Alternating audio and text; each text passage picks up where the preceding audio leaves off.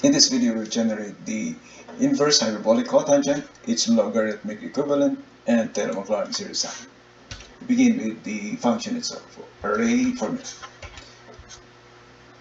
ACOTH, that's inverse hyperbolic cotangent of the x values from 1.01 to 2. And here's our trend line and polynomial to the 10th degree.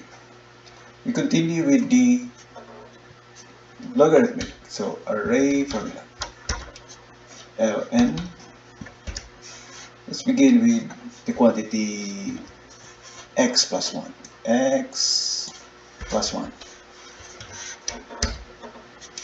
And that's the numerator. We continue with the denominator. That's divided by the quantity x minus 1.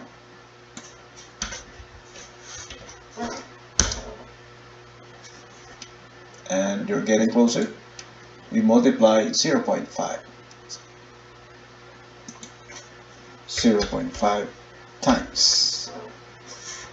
That's 0.5 times the logarithm. Now they're all in the same trend line. Their data sets are the same, and their polynomials are exactly the same. We continue with the Taylor series expansion, which is the summation of a times x to the power negative 2n plus 1, where the value of n is from 0 to infinity. 19 is good enough. And the value of a, which is the coefficient, array formula.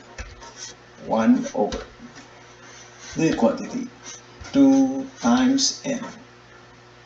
That's 2n plus 1. And now we can complete the expansion. Array formula. SERIESSUM. This is x to the power negative 1 over 2n plus 1. So 1 over x,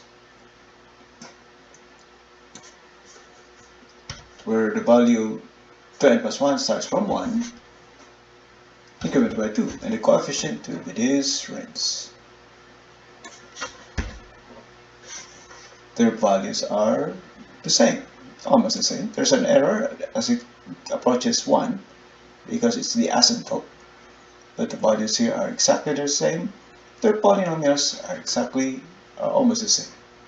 This completes the use of the logarithmic equivalent, the Taylor series sum expansion of the inverse hyperbolic cotangent.